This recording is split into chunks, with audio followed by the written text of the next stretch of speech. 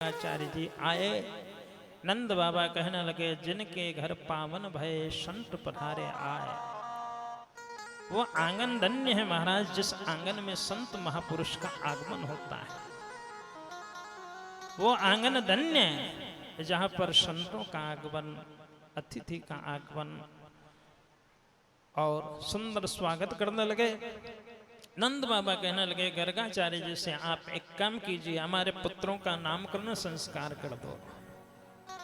तो गर्गाचार्य जी पहले तो मना कर दिया। गर्गाचार्य जी कहने लगे कि हम हैं वसुदेव जी के कुल गुरु पुरोहित, और जब हम कृष्ण बलराम का नामकरण संस्कार करेंगे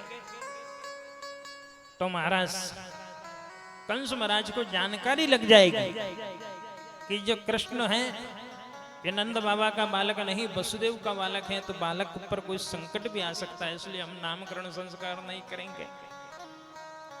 क्योंकि आप जो भी उत्सव करते हो सबको बुलाते हो, बड़े धूमधाम से मनाते हो। नंद बाबा कहने लगे, चिंता मत करो, हम किसी को भी नहीं बुलाएंगे, और आप गौशाला में गणेश अंबिका की स्थापना करो और गौशाला के अंदर ही हम आप नामकरण संस्कार कर दीजिए। और सुंदर महाराज गणेश अंबिका की स्थापना किए। गर्गाचार्य जी इधर नंद बाबा दौड़े दौड़े अंदर चले गए और कहने लगे, यशोदा आज हमारे यहाँ पर पहुंचे हुए संत आए, ज्योतिष का बड़ा ज्ञान है, हमारे पुत्रों का नामकरण संस्कार करेंगे, आप गौशाला में कृष्ण बलदाव को लेकर के आओ।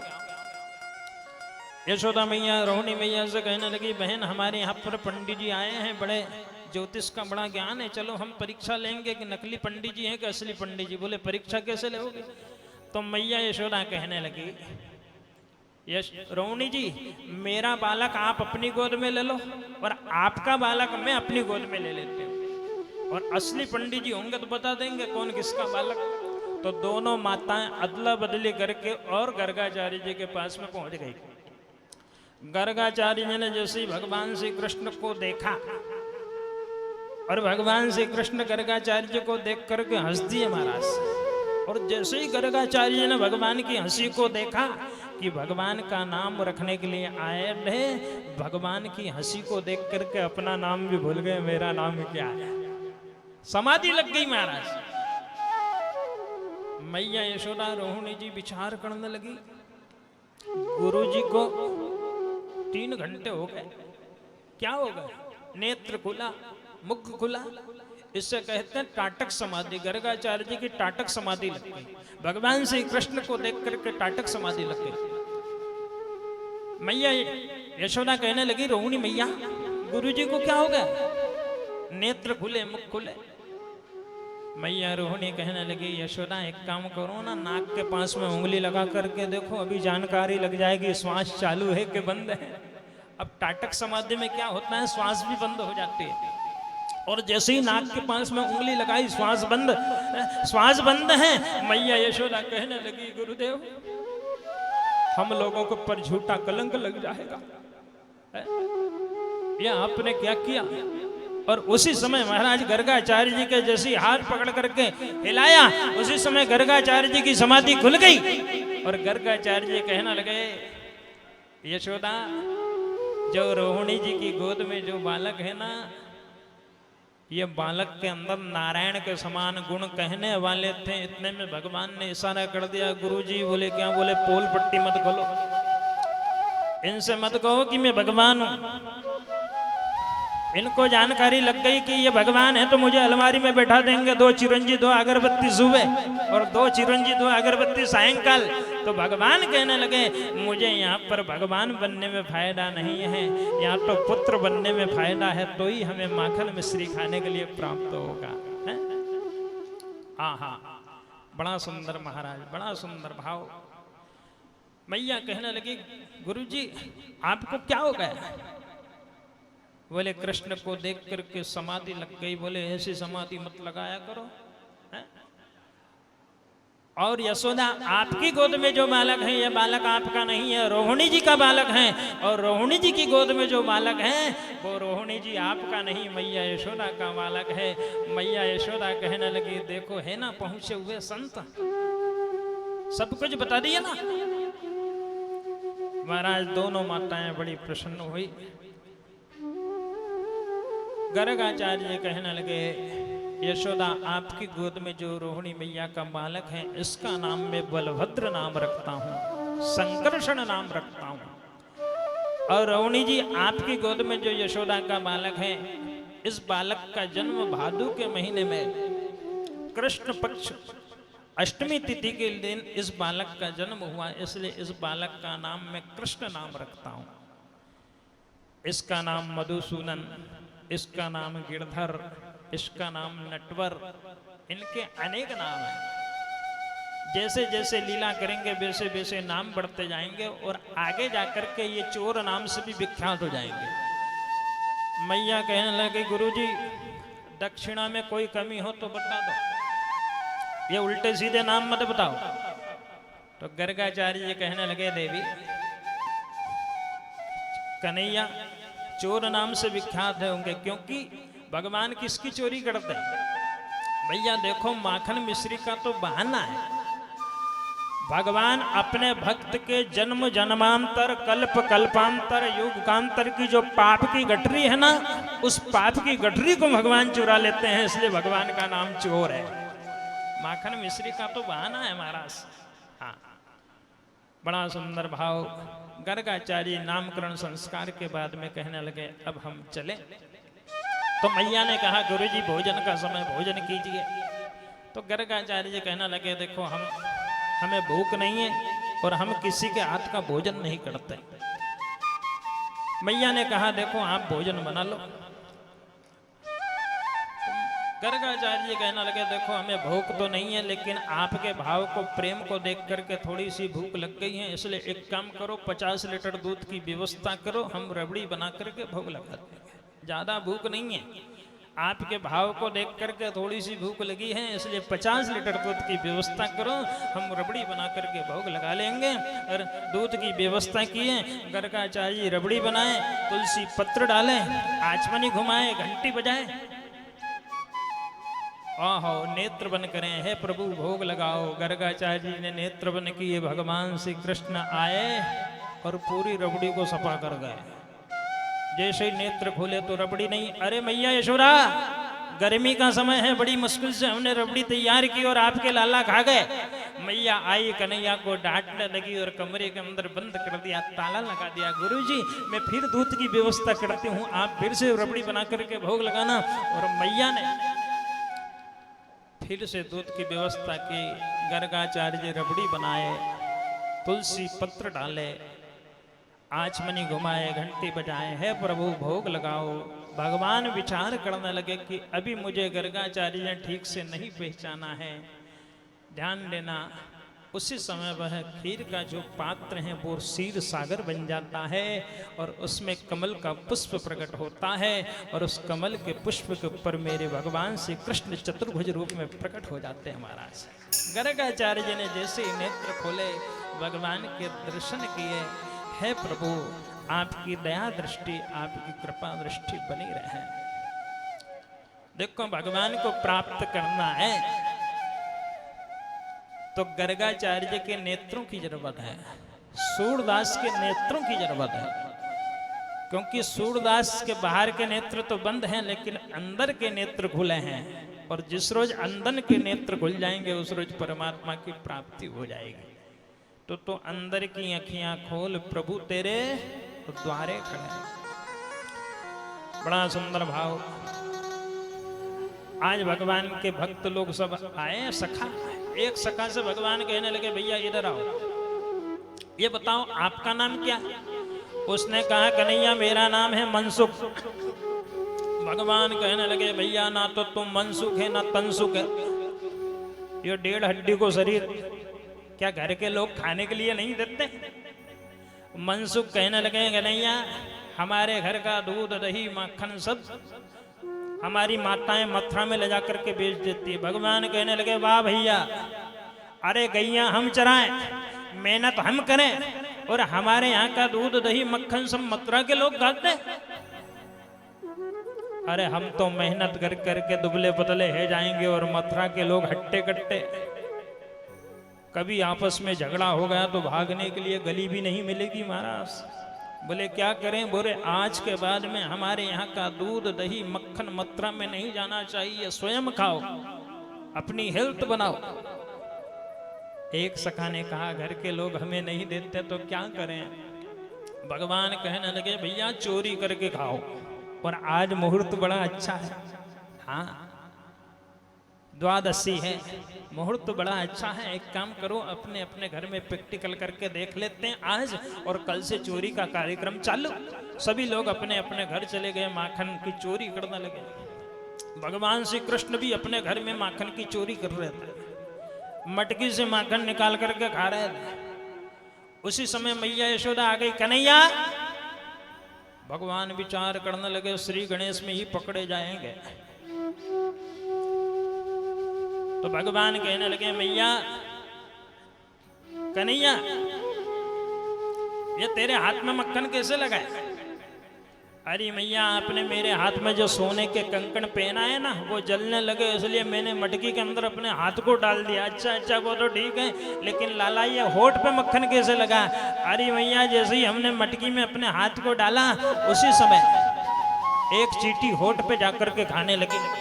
मैं उस चींटी को भगाने के लिए मेरा हाथ होठ पे गया, इसलिए होठ के ऊपर मक्खन लग गया होगा।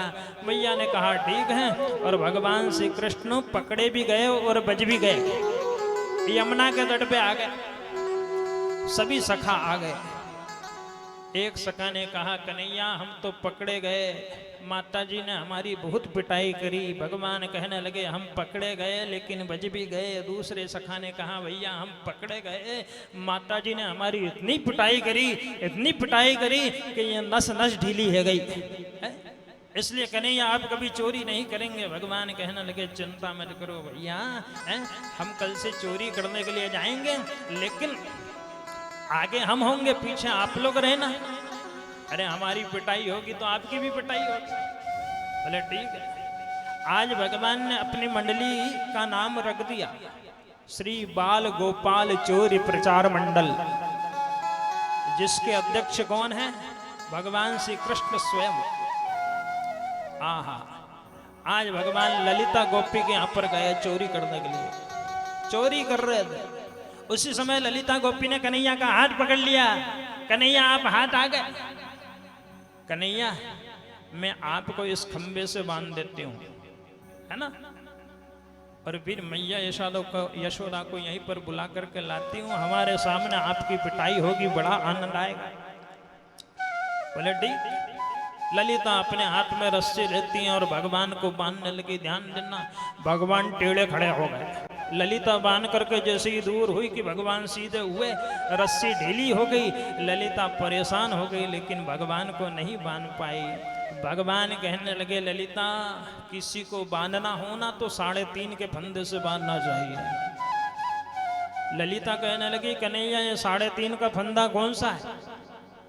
भगवान कहने लगे कि हम बताएं। बोले बताओ। अब भगवान श्री कृष्ण ने अपने हाथ में रस्सी ले ली महाराज, और ललिता को खंबे के बगल से खड़ा कर दिया। भगवान ने पहली गठान ललिता के पैर में, दूसरा अलबेटा पेट पे, तीसरा गले में ला करके गठान दे दी और कहने लगे ललिता इससे कहते हैं 3.5 का फंदा। किसी को बांधना हो तो 3.5 के फंदे से बांधना चाहिए। ललिता कहने लगी कन्हैया अब मैं सीख गई हूँ, आप मुझे खोल दो, मैं आपको बांध देती हूँ।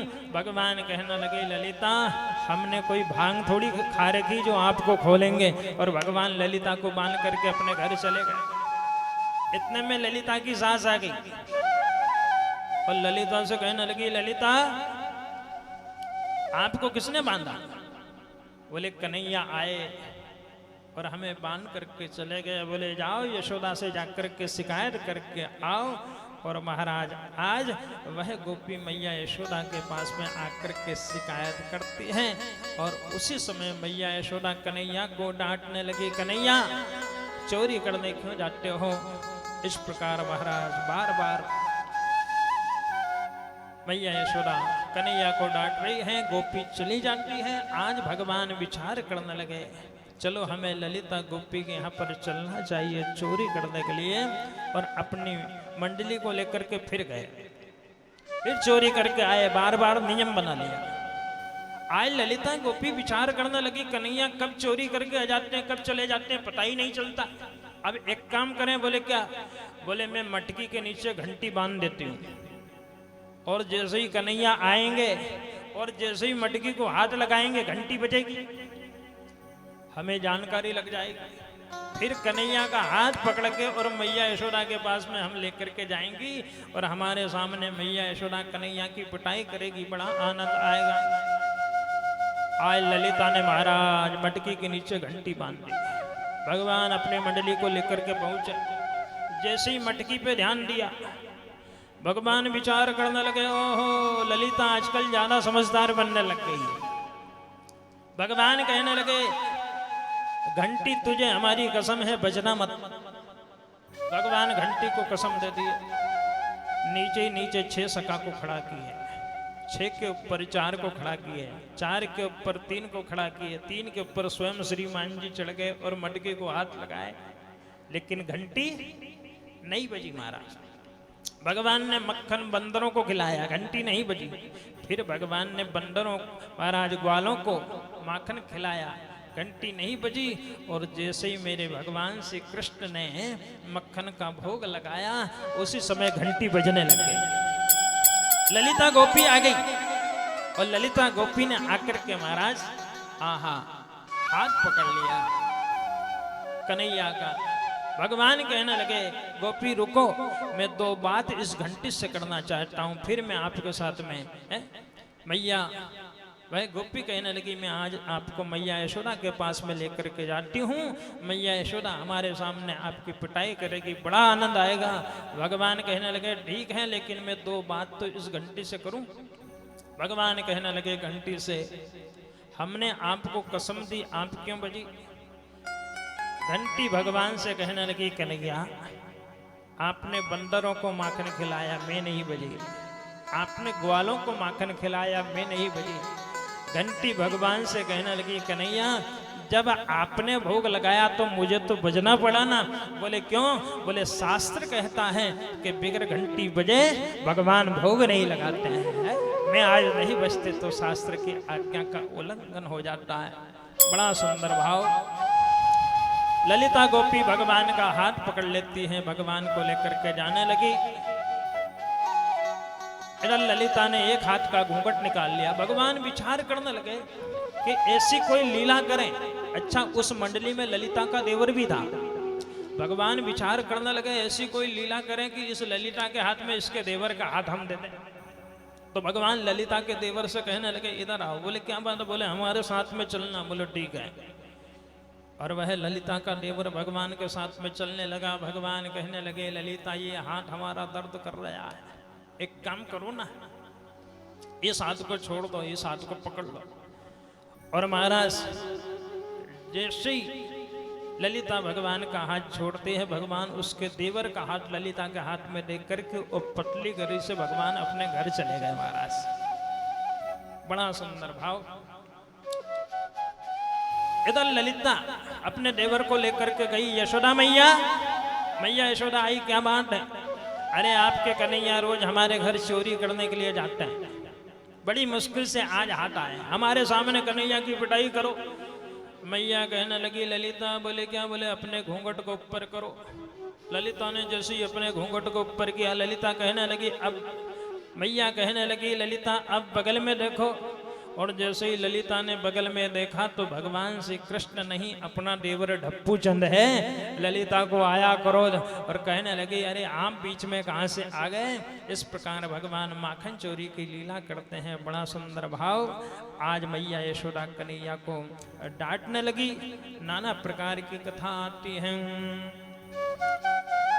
यशोदा कहे गोपी के घर मोहन, तू जाना